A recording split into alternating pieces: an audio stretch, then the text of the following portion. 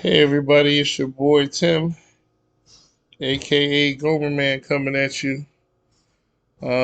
Today I want to talk to you about something that's been going on with me now for the past 3 weeks.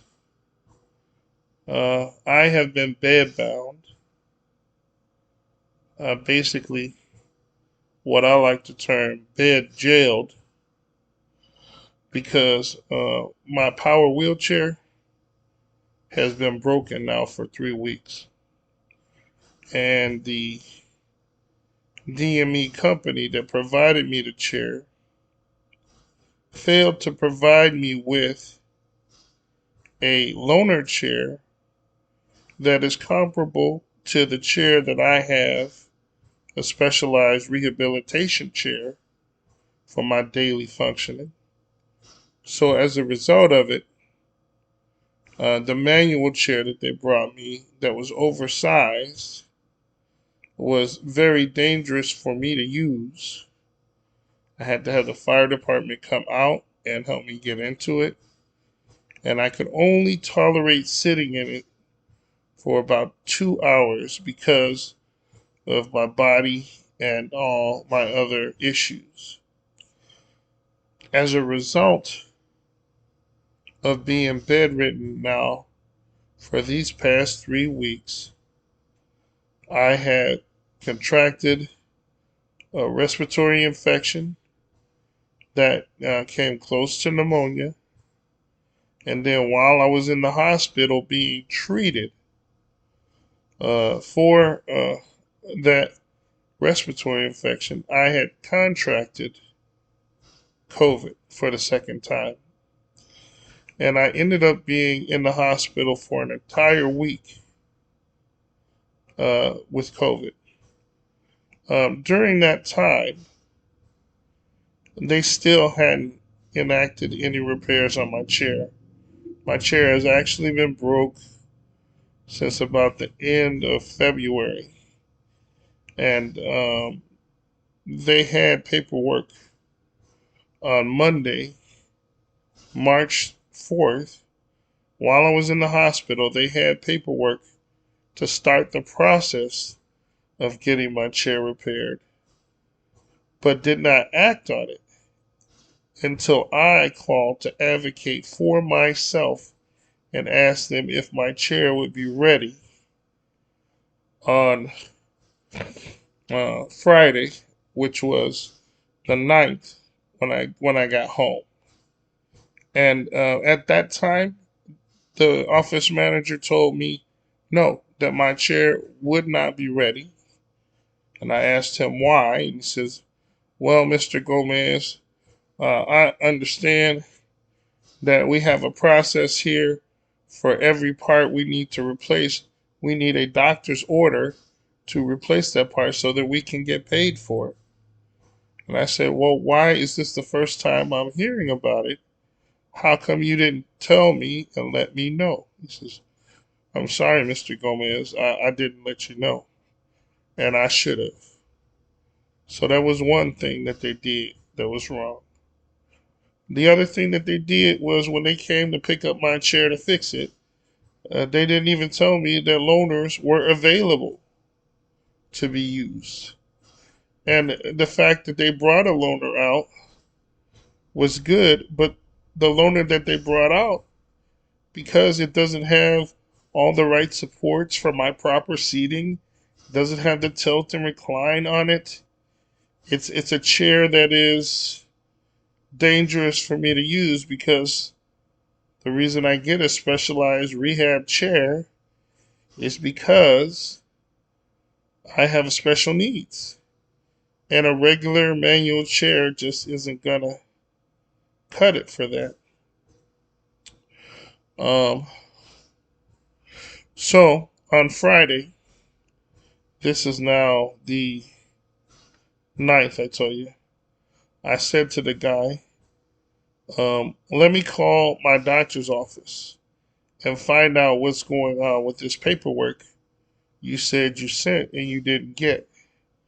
So I called my doctor's office and I said, this durable medical company, um, Rehab Medical, said that they sent you orders and you haven't returned them. And my doctor's office said, yes, sir, we actually did return them. We returned them on March 4th, which was Monday, while I was still in the hospital. On Monday, Rehab Medical should have put in the orders for the repairs of my chair, the complete and total orders for the repair of my chair, but they didn't. And as of today, which is now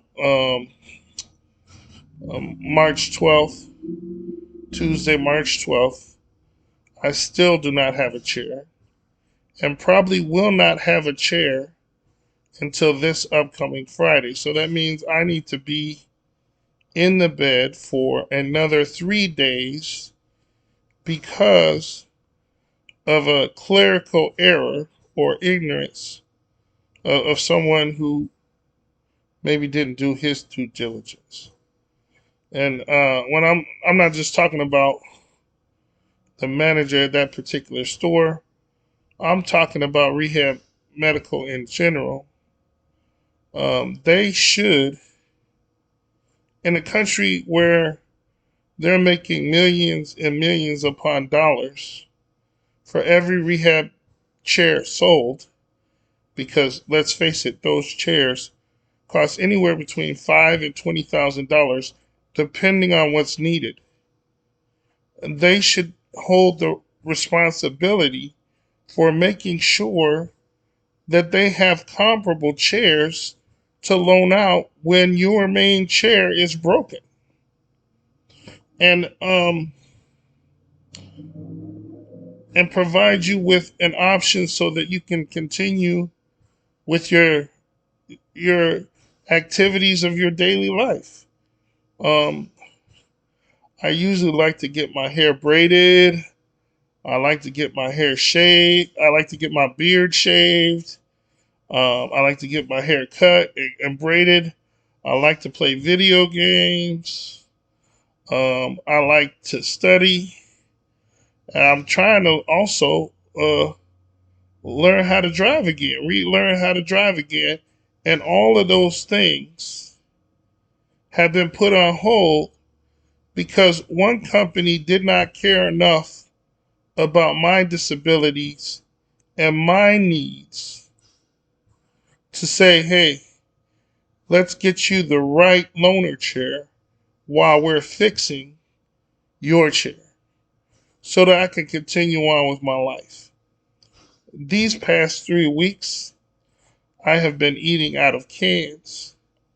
And I had to have my caregivers leave by the bed because I only get so many hours caregiver services every month. So they can't be here 24 hours to help me with everything all the time.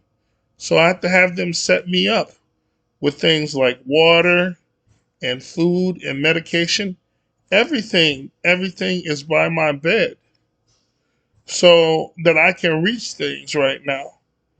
And basically what this is a prison. This is my prison because I can't get out of bed because I don't have a chair. It's not like I can will myself to get up and walk. In an affluent, modern country like America, something like this should never happen. If you've got a disability where you're dependent on a wheelchair to get yourself from point A to point B, and that wheelchair breaks down, it's not like a car. You know, people laugh and joke, oh, it's like a car, right? If your car breaks down, you just get another car. Well, no. These are highly customized wheelchairs that help people with medical issues like back support, so you don't have back pain, or pressure relief, so you don't get sores. These are medical things. So It's not like you can rent any old car and sit in it and it will help you, because it could actually hurt you if you sit in the wrong chair. If you sit in the chair that's not right for you, it can hurt you. So, Rehab Medical, in my opinion, should have had additional chairs at their disposal that they just purchased from the manufacturer, just to have the proper loaners to give to advanced wheelchair users like myself who need tilt, recline, and power leg extenders. Just so that when my chair did go down, I could continue my life, that I could continue going out and going to getting my driver's license and continue to work on things like my physical and occupational therapy, continue to go get my hair cut, continue to go see my dietitian and work on my goals. There's no reason why a human being should have to stop their whole life and be in bed jail because a company didn't care enough to take the time and make sure that their patients were taken care of. And that's what I'm facing right now.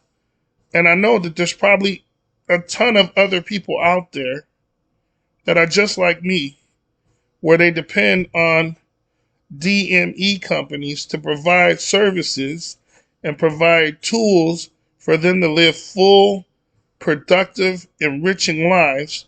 But when those tools go down, they don't provide you the right backup or any backup. You know? And that's just wrong. If a person has an actual disability where they're dependent on a wheelchair, why not give them two? If they're customized chairs, why not approve for them to have two chairs that are customized to their needs? And I know some taxpayers go, oh, that's just not American. That's not right. This, that, and the other. We're going to have to pay higher taxes through Medicare. This, that, and the other. I am bedridden. Okay? Have you ever been bedridden? Have you ever been chained to a place where you can't move because your body is not going to allow you to do that? Tell me, how many of you out there would not scream for a new pair of legs if somebody just came and took yours? And you wouldn't want to wait for them. You would want them right away. And that's what I've been facing. And God's been talking to me a lot about using my degree, my master's in clinical psychology, and my knowledge and my ability to articulate these messages to the masses. People need to hear this. People need to know this. When you have a disability, it's not a joke. It's not funny. I mean, sure, we deal with a lot. We have a lot of gallows humor. We laugh a lot of things off. But a lot of it is pain and suffering. And I'm not just talking about physical pain and suffering. There is a mental pain and a mental suffering behind being sedentary and not being able to move. It'd be like somebody locked you in a closet and basically told you you can't leave this closet. That's where I am right now. I'm in my bed. And by all accounts, Rehab Medical told me I cannot leave my bed because they have not provided me a way to leave it in the way of a proper loaner chair. And as a result of that, my beard has grown, my hair has grown, my positive self-image has been shattered, and I've been struggling. I want to start an initiative. I don't know if there's any lawyers out there who'd be willing to take a class action lawsuit, but I want to hold all these DME companies accountable. If they provide a customized advanced rehabilitation electric chair or power chair, they should be mandated to carry the same as loaners for people like us.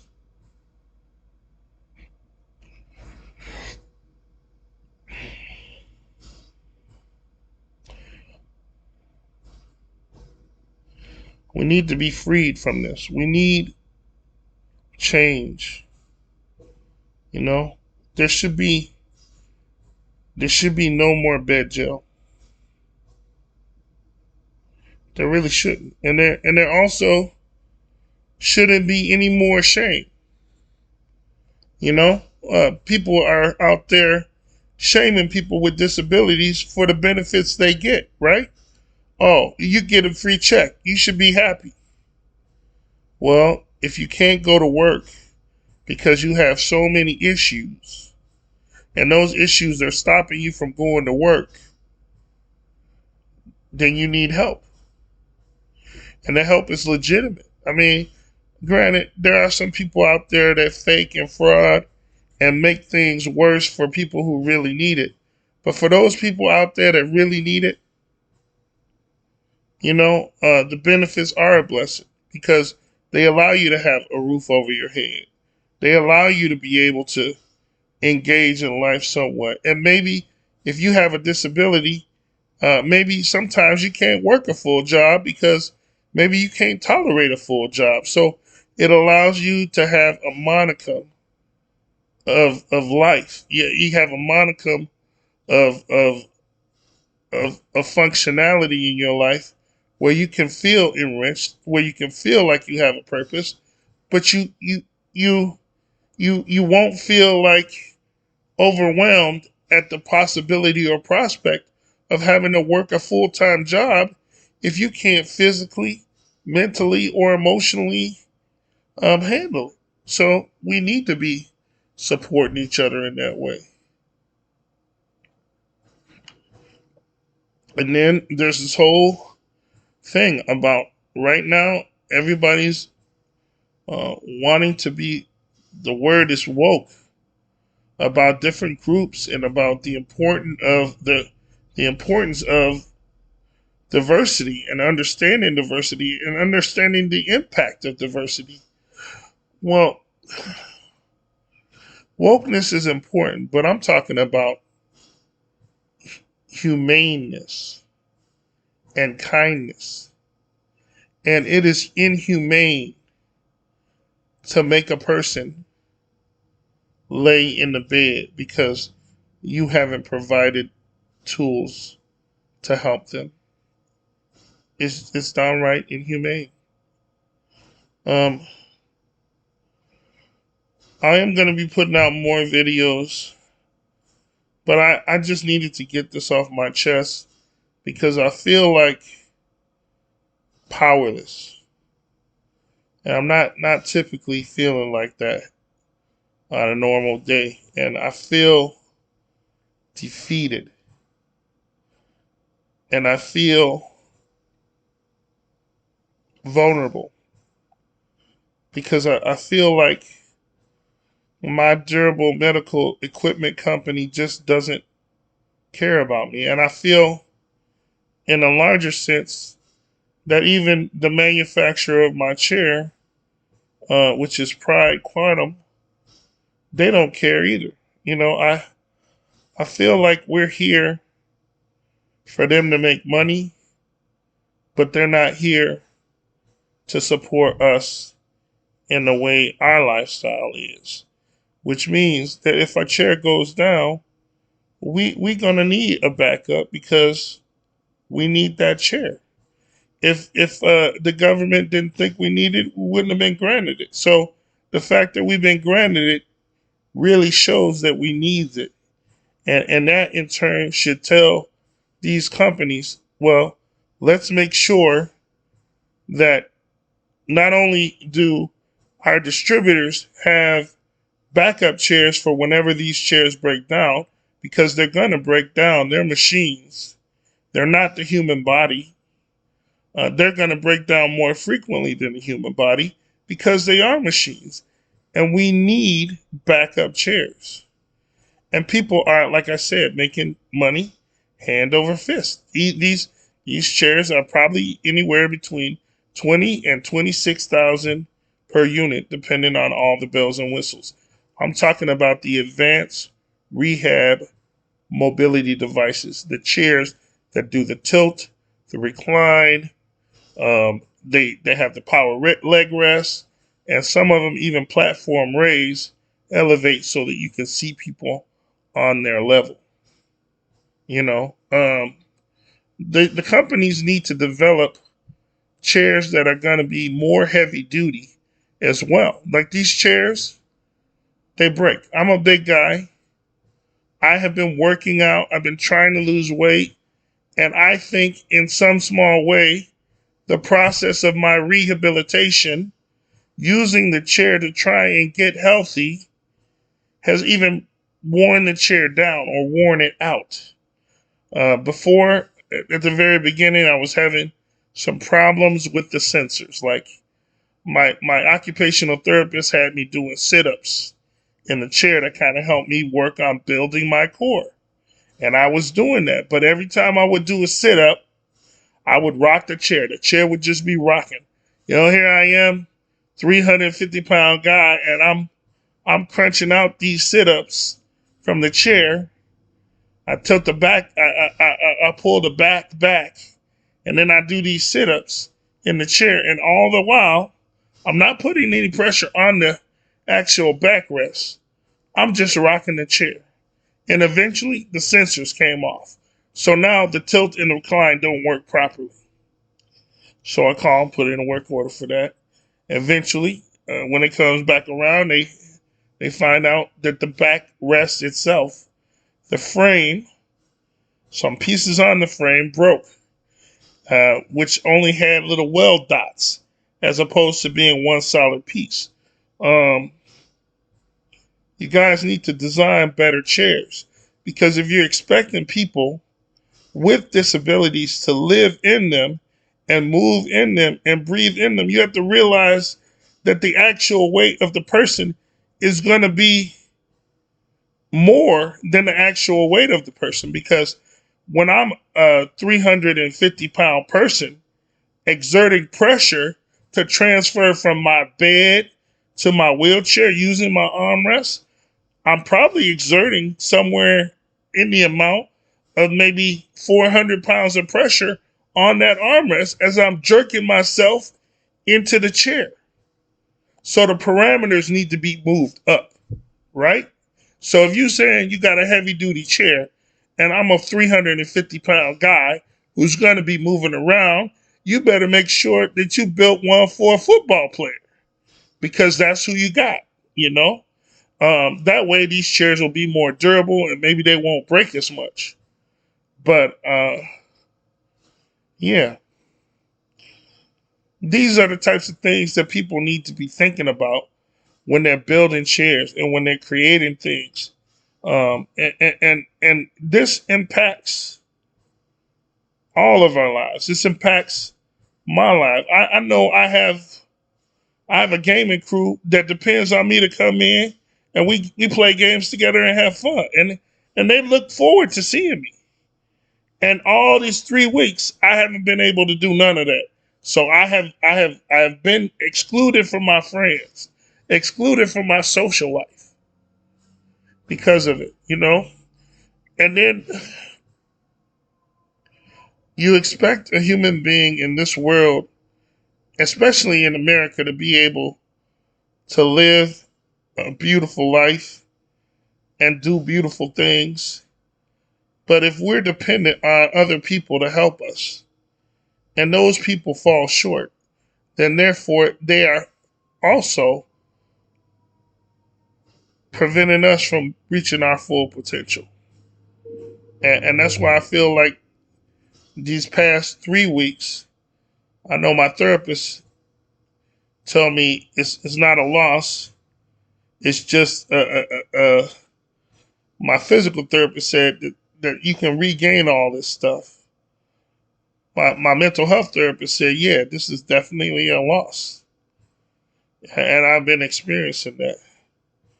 So what I would like for you guys to do for me is I want this video to go viral. Send it to any lawyers or any people anywhere. Let them know if they care about people with disabilities or have people in their lives with disabilities. Send this video to them. Let them watch it and maybe have them contact me. I have a YouTube channel. It's Gomerman, Gomerman 4416. And then I also have um, I have a Facebook page.